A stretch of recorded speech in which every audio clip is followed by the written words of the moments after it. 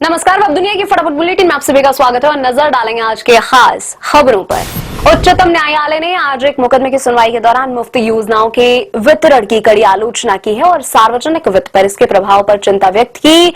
Free बीज बांट रहे राज्यों को कड़ी फटकार लगाई, कहा इस तरह के फिजूल खर्ची से देश का आर्थिक विकास बाधित होगा। इंडिया एआई इम्पैक्ट समिट में प्रधानमंत्री नरेंद्र मोदी ने एआई के लिए मानव विजन प्रस्तुत किया। मानव का मतलब है इंसान, मानव में एम का मतलब है नैतिक और एथिकल सिस्टम, ए का मतलब है जवाबदेह शासन, एन का मतलब है राष्ट्रीय संप्रभुता, ए का मतलब है सुलभ और समावेशी, वी का मतलब है वैध और जायज।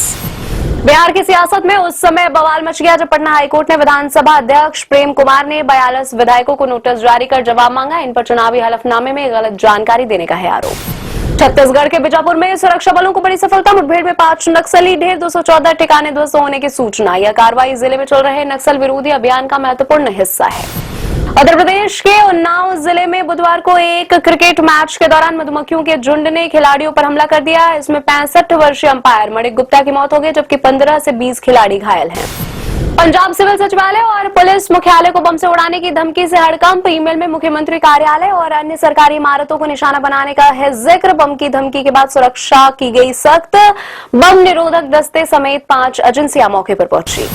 दिल्ली हाईकोर्ट ने नेशनल हेराल्ड से जुड़े एक धनशोधन मामले में निचली कोर्ट के आदेश को चुनौती देने संबंधी ईडी की याचिका की सुनवाई के लिए 9 मार्च की तारीख तय की। निचली अदालत ने सोनिया गांधी, राहुल गांधी और अन्य के खिलाफ दाखिल उसके आरोप पत्र पर संज्ञान लेने से कर दिया था इनकार। राष्ट्रीय स्वयंसेवक संघ के प्रमुख मोहन भागवत 16 से 19 फरवरी तक लखनऊ दौरे पर। इस दौरान भागवत ने सबसे पहले बुधवार को सीएम योगी से मुलाकात की और गुरुवार को दोनों डिप्टी सीएम पाठक और मौर्य से भी मिले। लॉरेंस बिश्नोई गैंग से जुड़ी महिला सदस्य खुशनुमा अंसारी उर्फ मैडम जहर को पुलिस ने किया गिरफ्तार। इस महिला की पहचान खुशनुमा अंसारी उर्फ नेहा के रूप में हुई है, जिसे गैंग में मैडम जहर के नाम से जाना जाता था। उस पर ड्रग सिंडिकेट से जुड़े होने का है आरोप। कांग्रेस ने राजस्थान में एक व्यक्ति द्वारा राहुल गांधी को जान से मारने की धमकी दिए जाने संबंधी वीडियो का हवाला देते हुए दावा किया कि यह लोकसभा में नेता प्रतिपक्ष के खिलाफ हिंसा की सुनियोजित साजिश है। पार्टी के मीडिया विभाग प्रमुख पवन खेड़ा ने कहा, पहले भी नाथुराम गोडसे तैयार किया गया था, आज भी फिर एक और गोडसे को तैयार किया जा रहा है। सुप्रीम कोर्ट ने कहा वह संशोधित नागरिकता अधिनियम 2019 यानी सीएए की संवैधानिक वैधता को चुनौती देने वाली आईयूएमएल की प्रमुख याचिका सहित 200 से अधिक याचिकाओं पर 5 मई से अंतिम सुनवाई शुरू करेगा।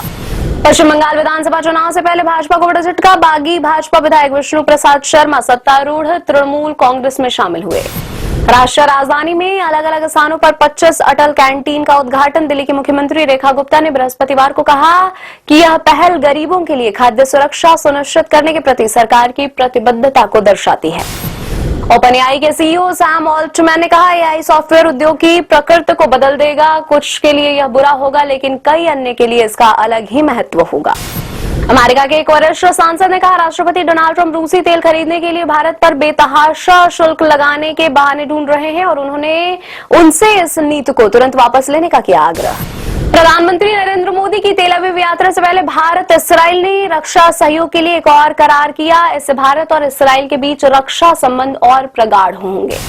लगातार तेजी के बाद शेयर बाजार में बड़ी गिरावट, सेंसेक्स 1236 अंक टूटकर 82,498 अंक पर हुआ बंद। निफ्टी भी 365 अंक के नुकसान के साथ 25,454 अंक पर हुआ बंद। फिल्म निर्माता नीरज पांडे द्वारा घुसखोर पंडित शीर्षक एवं उससे जुड़ी सभी प्रचार सामग्री वापस लिए जाने की जानकारी दिए जाने के बाद सुप्रीम कोर्ट ने इस फिल्म के खिलाफ दायर याचिका का निपटारा किया। पीठ ने पांडे के हलफनामे को रिकॉर्ड पर लेने के बाद याचिका का निपटारा किया और उम्मीद जताई कि यह विवाद पूरी तरह समाप्त हो जाएगा। इस सप्ताह 5 हिंदी फिल्में हो रही हैं रिलीज। शतक, 2 दीवाने शहर में 80 और एनिमेशन मूवी गॉड थिएटर में आएगी नजर। कैनेडी सीधे ZEE5 पर दर्शकों को देखने के लिए मिलेगी। अभिनेता राजपाल यादव 11 दिन जेल में बिताने के बाद बाहर आ गए हैं। उन्होंने फिल्म इंडस्ट्री के दोस्तों और फैंस का किया आभार, साथ ही मांग की कि जेलों में भी रेलवे स्टेशन और एयरपोर्ट की तर्ज पर स्मोकिंग एरिया होनी चाहिए। ये थी आज की फटाफट बुलेटिन। ऐसे ताजा अपडेट्स के लिए बने रहे हमारे साथ, यानी कि विजिट करें वेब दुनिया पर।